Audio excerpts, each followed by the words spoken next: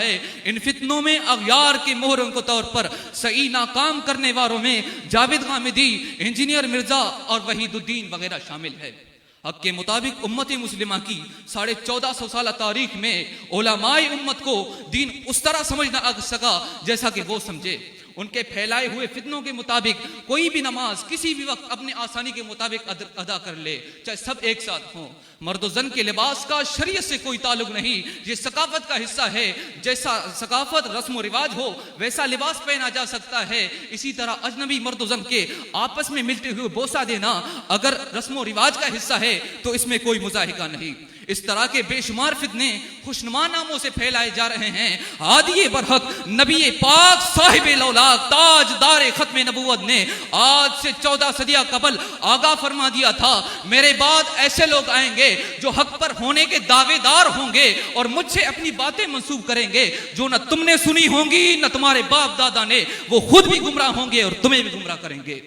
آج امت مسلمہ کی بھاگ دوڑ ہمارے پاس ہے، ہم قوم کے مستقبل کے معمار ہیں اور ہمیں نے ہی ان فتنوں کا قلع کما کرنا ہے۔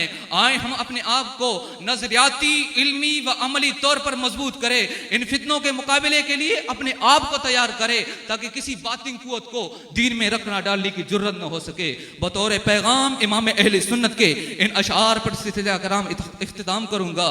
سونا جنگل رات اندھیری چھائی بدلی کالی ہے، سونے والوں جاگتے رہیو، چوروں کی رکھوالی ہے، آنکھ سے کاجل صاف چرا لے، یا وہ چور بلا کے ہیں تیری گٹڑی تاکی ہے اور تو نے نیند نکالی ہے، وما علینا الا البلاغ المبین۔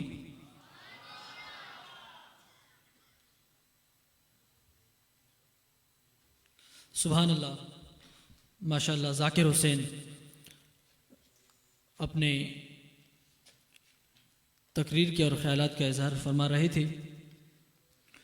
دوران مقابلہ بزم تعلیم و تربیت کے سابقہ صدر حضرت علامہ مولانا در محمد تشریف لائے۔ ہم اپنے پروگرام میں انہیں خوش آمدید کہتے ہیں۔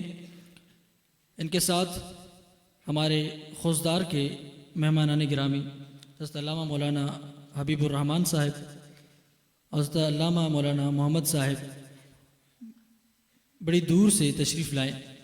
ہم انہیں اپنے مقابلے میں شرکت کے لیے ان کے شکر گزار ہیں اور ان کو ویلکم کہتے ہیں۔ اگلے شریک مقابلہ عبد القادر کو میں